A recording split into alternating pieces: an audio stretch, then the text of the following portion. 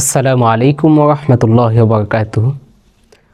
আমার কাছে কোরআন তেলাওয়াত করার সময় একটি বিষয় খুবই আমাকে ভাবাচ্ছে যে আয়াতটা এত তাৎপর্যপূর্ণ, এত সুন্দরভাবে বুঝিয়ে দিয়েছে আমাদেরকে, তবু আমার কেন এত বিভ্রান্তির ভিতরে আছি, এত অলসতার ভিতরে আছি, এত খারাপ কাজের ভিতরে লিপ্ত আছি।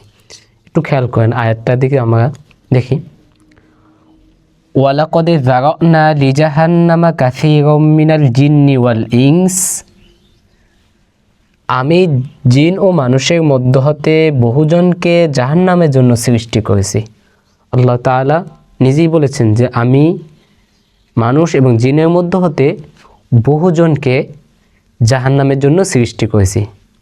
সামনে বলছে দেখেন, লাহুম কুলুবুল লা ইয়াফকাহুনা বিহা, যে তাদের অন্তর আছে কিন্তু তা দ্বারা সে অনুধাবন করে না, চিন্তা করে না, সে ভাবে না। তার মন আছে কিন্তু সে মনটাকে সে কাজে লাগায় না সঠিকভাবে। ওয়ালাহুম আয়ুনুল লা ইউবসিরুনা বিহা, তাদের চোখ আছে, আয়ুন চোখ আছে কিন্তু তা দ্বারা সে দেখে না। কি দেখে না বলুন? কি দেখে না? প্রশ্নটা আসতে পারে না, কি দেখে না? আমাদের চোখ আছে, আমাদের কত কিছুই দেখি, দেখি না সামনে বলতেছি। দেখেন কি দেখি না সামনে বলতেছি।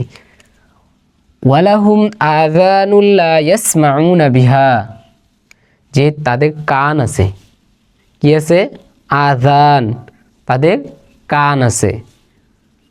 লা ইয়াসমাউনা বিহা, লা না ইয়াসমাউনা বিহা, তারা শোনে না। তারা কি করে না? শোনে না। ইয়াসমাউন শোনা। উলাইকা কাল আনআম, তারা চতুষ্পদ জন্তু। চতুষ্পদ জন্তু তো বুঝেন সবাই। বালহুম আদল, বরং তার চেয়েও বেশি বিভ্রান্ত, মানে তার চেয়েও তার দুশ্চিন্তাগ্রস্ত, তার চেয়েও তারা মানে এক কথায় বুঝেন বিভ্রান্ত। তার চিন্তার ভিতরে তারা সঠিকের ভিতরে নেয়, তারা ভুলের ভিতরে বিভ্রান্ত করার ভিতরে আছে। তারপর কি?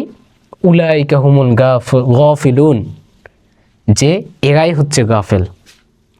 আচ্ছা, সুন্দরভাবে একটু ব্যাখ্যাটা পড়ি। এখানে কি বলছে যে আমি ওয়ালাকাদ যারানা লিজাহান্নাম কাসীরাম মিনাল জিন্নি ওয়াল ইনস, আমি জিন এবং মানুষের মধ্য হতে বহুজনকে জাহান্নামের জন্য সৃষ্টি করেছি। এ কথা অর্থটা কি, ব্যাখ্যাটা এবং তাফসীরটা আল্লামা তাকি ইসমানী সাহেব রহমতুল্লাহি আলাইহি উনি বলছেন কিভাবে, দেখেন। অর্থাৎ তাদের তকদিরে লেখা আছে যে তারা নিজ ইচ্ছায় এমন কাজ করবে যে যা তাদেরকে জাহান্নামে নিয়ে যাবে।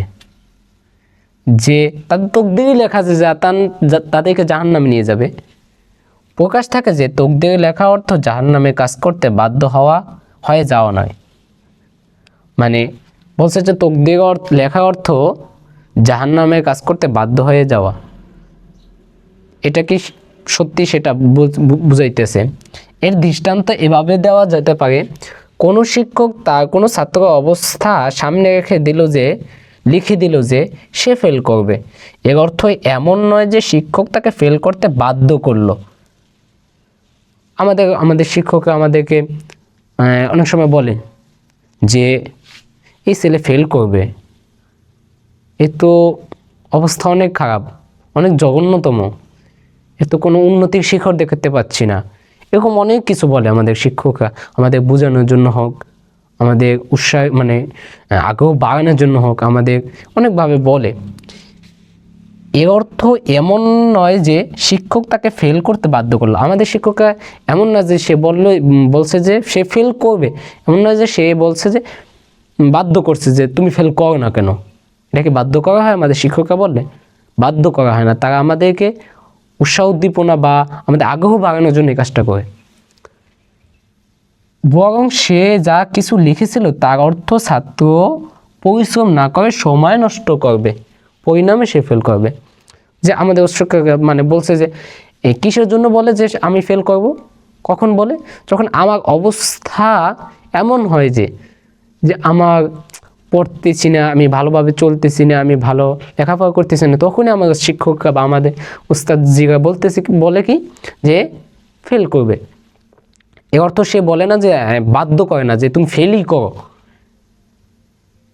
সে আমার অবস্থা দিকে বলতেছে, মানে আমি সময় নষ্ট করতেছি, তা আমার তো বলবি, আমি যদি ভালোভাবে সময়টা কাজে লাগাই তাহলে কি আমি ফেল করব না? সবাই বুঝতে পারছেন?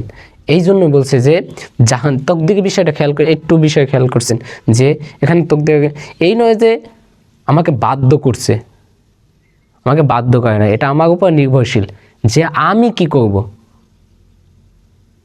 আচ্ছা, একটা বিষয় বলছিলাম যে লাহুম কুলুবুল লা ইয়াফকাহুনা বিহা ওয়া লাহুম আ'ইনুন লা ইবসিরুনা বিহা ওয়া লাহুম আযানুন লা ইয়াসমাউনা বিহা। এর দ্বারা কি বোঝায়?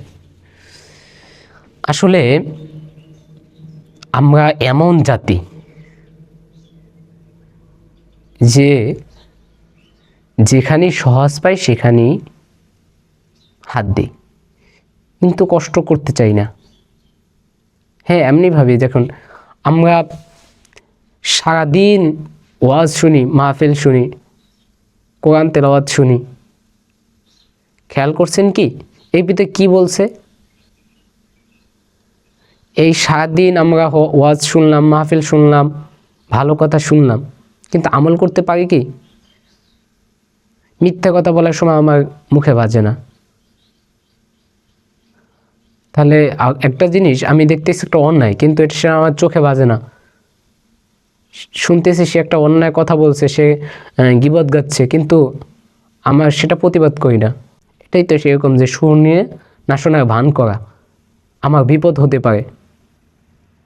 বা দেখে একটা ভুল কাজ হচ্ছে, আমার সামনে একটা মানুষকে মারা হচ্ছে, অন্যায়ভাবে জুলুম করা হচ্ছে, কিন্তু আমরা প্রতিবাদ করি না। এটাই তো হচ্ছে দেখে না দেখার ভান করা, যে দেখে যাদের চোখ আছে কিন্তু তারা দেখে না। শুনি আমরা যে স্পষ্টভাবে বা অনুধাবন করি, কিন্তু কাজে লাগাই না যে আমরা সত্যিকারে যে আল্লাহ তাআলা বান্দা, আমাদেরকে কি দায়িত্ব দিয়ে পাঠানো হয়েছে সেটা আমরা ভুলে গেছি।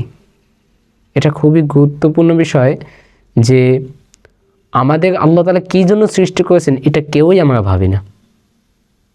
আল্লাহ আমাদের সবাইকে মাফ করে দিক, সঠিক কিছু বোঝার মতো তৌফিক দান করুক।